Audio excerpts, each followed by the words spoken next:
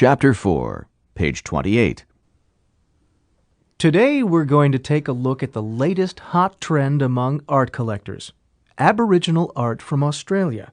My guest today is Sandra Ellis, who is the owner and curator of the Pine Lake Museum of Aboriginal Art. Welcome to the program. Thank you. Firstly, why do you think Aboriginal art has become so popular? Well, one reason is that it's very old. The Aboriginal people, they're the original native Australians. They live far from civilization and they've had very little contact with outsiders. So they've maintained their culture and their art for generations.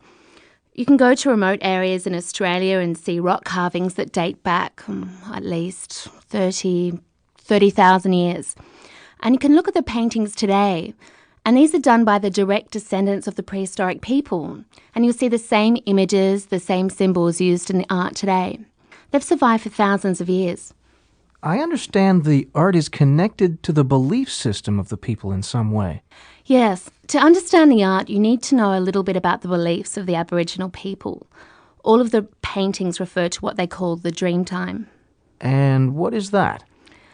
The dream time refers to the time when, according to the Aboriginal people, the world was created and mythical figures or spirits and animals wandered around the earth. The people have stories about these figures and what they did. They didn't have a written language, so the stories were passed down from generation to generation. And the old people use the art as a way of telling the stories to the younger people. That's why most of the artists are older people. They've memorised the stories. Through the art, the people kept the stories alive. What does a typical Aboriginal painting look like? Well, you have different local styles, but what you generally see is lots of lines and dots and circles.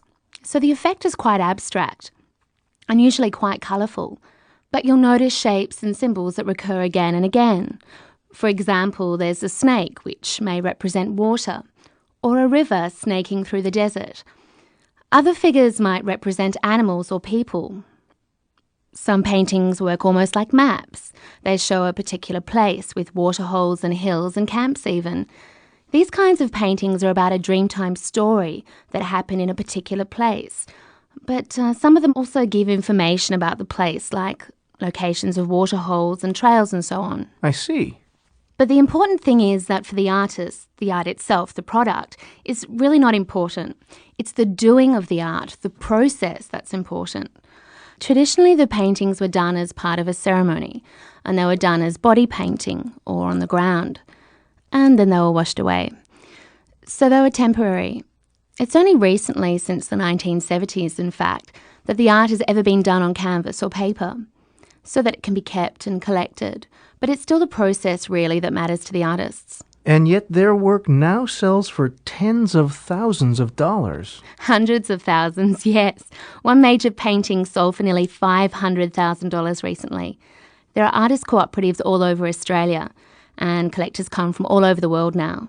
But 30 years ago, you couldn't give the paintings away. It's only been recently that the art and the culture really has come to be recognised and valued for what it is.